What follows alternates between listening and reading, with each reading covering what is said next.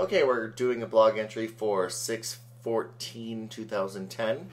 I am your host, Billie Hawkins.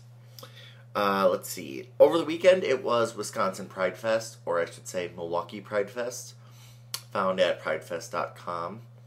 I was there mainly for work. I came in on Thursday night, stayed until Saturday afternoon. I wanted to go over some Pride things and then have a little explanation about traveling for Billie Hawkins here. Okay, first of all, Pride had Kathy Griffin this weekend, which I didn't go to because, one, I've already seen her at Pride Fest, and two, there were too many things for me to fit in, and there was no way for me to do all of the things I needed to do and still be able to go to Pride Fest. So Thursday night was a hangout with Bill Gray. Friday was work. Friday night was supposed to be Kathy Griffin, but invariably I ended up doing a couple different bar crawls and whatnot to kind of catch up with some friends. I went out to dinner with my very good friend Jessie and her husband Bob. I enjoyed the company of random people as they came in through the bar throughout the night, and I also played DJ for a little while at the bar. Saturday morning was a quick brunch with Bill Janney, and then a couple more stops along the way just to say hey to people and see what's going on. And then it was back home, and so it really wasn't, one of those situations where I could do a million things this time. So I apologize to that. But now, speaking to that, I wanted to kind of give you guys all an impression or an understanding of how my trips to Wisconsin go. In order for me to work remotely, in order for me to work here in Denver, and still keep my job in Wisconsin, I have to report back in once a month to the Milwaukee office. Now, I made this deal without any prerequisites, and this isn't something that was approved through a normal procedure. So all of this comes down to me fulfilling my responsibility. Now, what does that mean? That means that once a month, I have to plan a trip to Wisconsin. I have to make sure that I can get a flight there and back, that I have everything I need for work, that I have lodging secured, and that I have rides secured. Now, you put that all together, and if, for example, how do I explain it?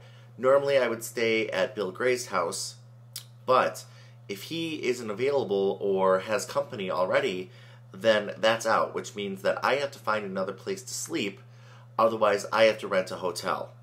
As far as rides are concerned, if I can't find somebody to give me a ride from Milwaukee to New Berlin, which is 30 miles away, well, round trip it's like 30 miles, it's like 18 miles or something like that, I don't know, then I have to rent a car for work.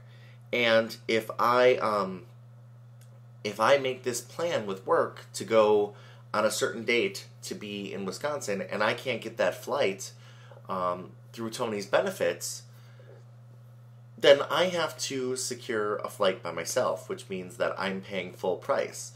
Now, the cheapest I have ever seen a flight from Denver to Milwaukee is $133, which means that at the very least, if any one thing goes wrong, I'm paying at least $50 for a rental car, I'm paying at least $50 for lodging, and I'm paying at least $300 for a flight. So, out of all of that, you put on top of the fact that I have to pay for food because I'm not at home. I have to pay for drinks because we're going to go out somewhere.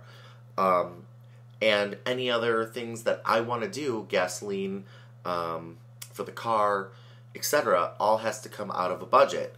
Well, that means that I can't always do everything that people want me to do.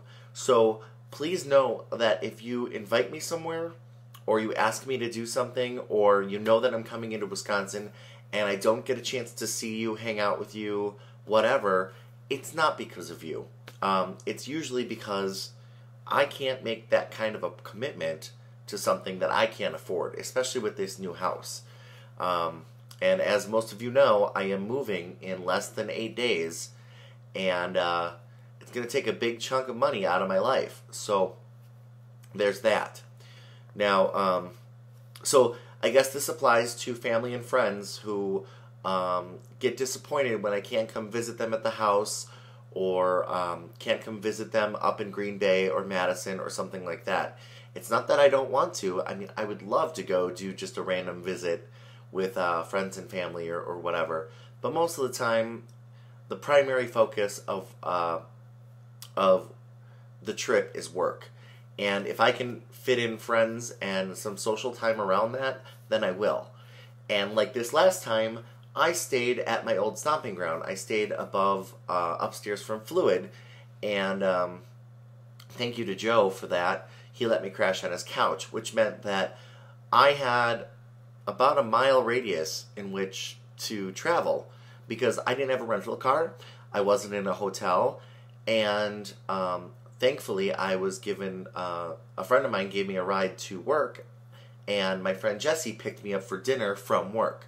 So all of that being said, I didn't have to worry about a rental, which means that I could not get to the North Side or Waukesha or Green Bay or Madison this weekend.